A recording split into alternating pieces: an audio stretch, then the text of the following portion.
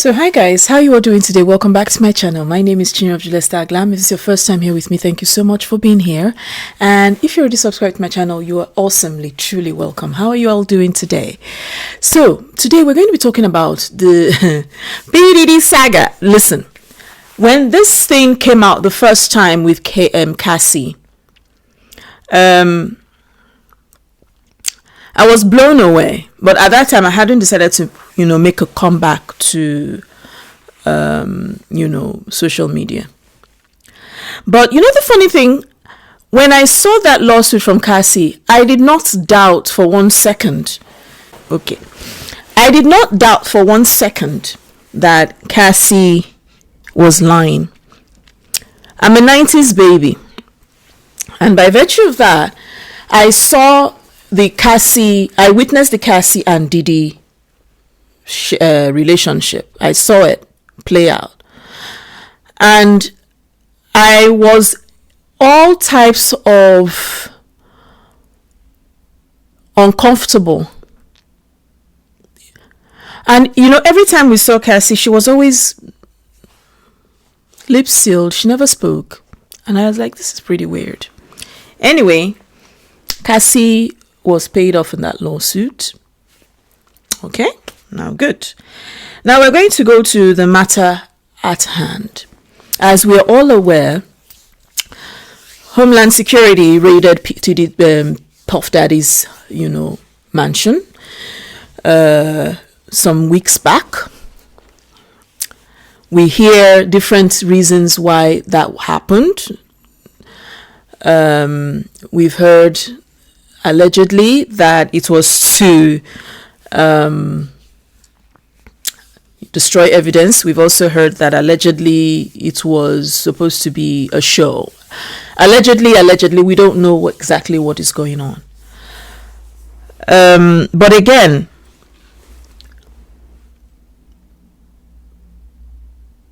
there is something worrisome about, and this is not just in America, there is something worrisome about being in the spotlight and what people have to endure and do to be and remain in the spotlight.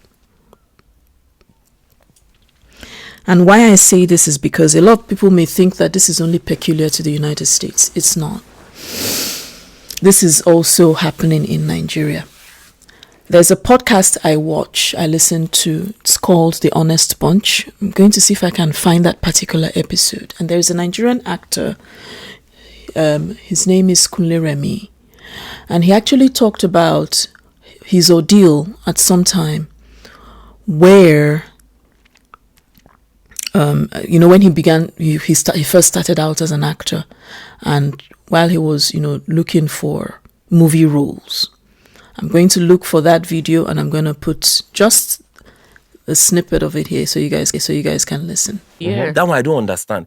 I won't lie to you. I got approached by Fruity.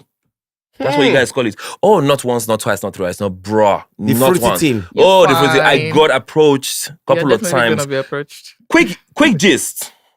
Before I got into the industry, first time I went to Ultimate Search, I got denied. I didn't get into it. Second time, a friend in UI, then I was in UI, said, this is one of my friends is an entertainer. He can guide you into the entertainment industry. I'm like, oh, okay. I'm like, yeah, meet him. I travel the distance, Yanokwaja, someone in Yanokwaja, never been there. I was from Ibadan. I had a friend in Lagos I used to pitch at his side. Got to the place, the guy looks at me, sizes me up, and says, come in. Oh, okay, I go in, and then I didn't feel any type of way. All I just felt when I saw the guy, it was first of all like, I was like, but then again, I'm not judgmental, man. I'm just chill. I don't know what's going on with you. Nigga put me straight through to the industry I want to get into, and I get that. This is in the spirit of networking and meeting people. I don't even think my friend knew what I was going to face. I got there. This nigga starts to call out names, starts to talk, say, why do I think they didn't select me for the ultimate search? It's because I've not paid my dues. And then you are like, them boys are driving some cars. This nigga sells this whole fruity shit to me in a big way that I'm just there like, 2010. Trust me, that's when all them why me or thereabouts. No, this is before 2000. This was like 2009 or 8. I went to Ultimate Search in 2009. I didn't make it, and I went in 2010. The bunch Why Me was like 2006. Six. So you see all those Why Me, all those things. Started mentioning nice. Meanwhile, I used to do events in my school there with some of my guys. We brought this artist there. We know how much we paid. We know how much, everything. I knew that it wasn't all rosy at that point. We didn't have all these streaming options. Yeah. And then the guy he keeps telling me, he paints this whole picture like, if you don't bend that ass over, you ain't gonna make it, bro. You ain't gonna make shit in this industry. But he was so selling to it. You know when person they talk to you, they look and say, I could come up. He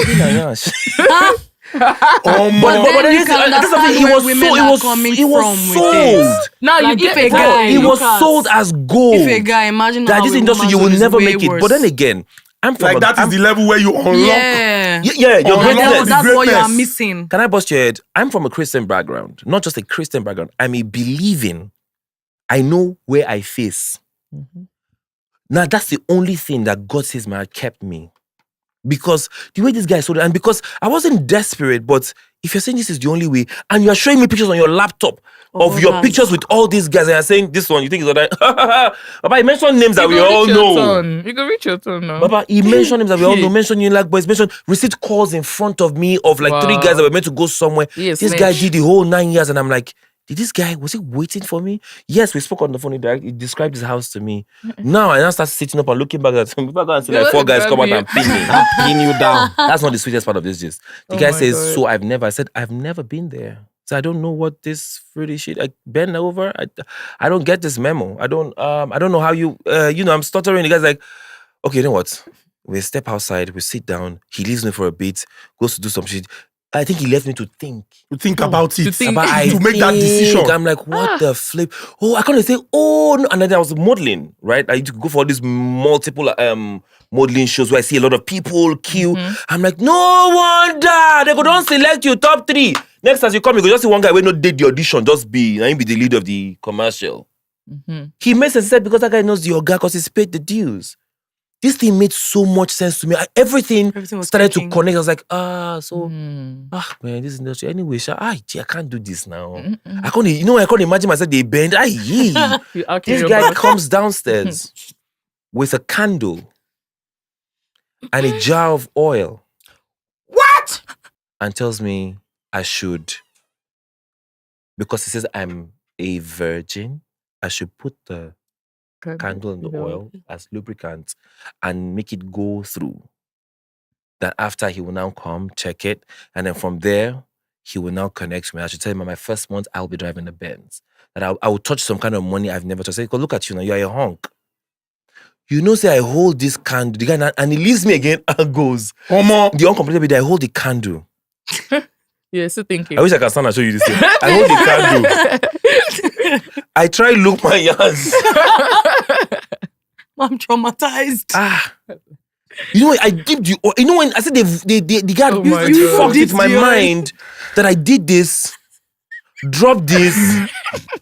Let me hold this, darling. Drop this, do this. Fuck it. No way. Then the guy comes back. Have you done it? I was like, no. I was like, bro, I would rather God comes down and says, Kunle, you can never make it. And I'll tell you, as you're going, let's go, but let's just be going back. Together. Because there's no point of me being here if I can't make it. I'm holding the candle and the guy looks at me like this. Oh, you can't do it. I'm like, bro, I can't do this. I said, I'm sorry. I was shaking. I was tense because this guy just crushed my whole dream, my whole life, my whole everything I've ever dreamed about. He crushed it with a stupid story. And then he goes, all right, cool. Meanwhile, the funny part, when I got to his house, I went there with my last box. I got to his house and I said, Papa, Papa, this place is far. I didn't know. I think I had only 700 naira. So I took bus. So as I'm going, please, you give me 500k because I have only 200 left. So you give me 500k 500 naira to take me back. I was like, oh yeah, not a problem. When I told the guy I couldn't do that, the guy says, all right, cool. So you ready to go? I was like, yeah. Okay. This guy walks me to his gate. I said, all right, tell your friend that we spoke, we saw, you're not ready. If you're ready, I hope I'm still here and I'm ready. Let me know. And then he just goes out and locks the gate. And so we find ourselves in a situation whereby people who feel that they are up there are willing and are ready to abuse and create victims for their own personal gain. You see, I really don't care about Puff Daddy's sexual orientation. It's none of my business. But what I care about is abuse. What I care about is forcing people or giving people, threatening people to do what you want for them to be able to become who they want to be. What I find worrisome is using drugs on people and taking away their willpower. Because, again, mine was taken away from me when I was very young. And so this is very, very sore for me. What I find worrisome is the fact that this was happening and there's so many people who were aware and kept quiet. And this is the problem. We've got the cases of human trafficking and prostitution, rather than diminish over the years, has just increased. And the network is wide. Even in Nigeria, the network is wide. The statistics of child prostitutes has become astronomical just because there are people who make money out of this. You destroy the lives of generations. You destroy the lives of people for your own selfish desires. And that's where I have a problem. Because you see, when Cassie spoke, I am Cassie too.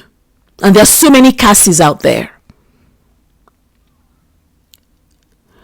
When the 17-year-old girl spoke, there are so many out there.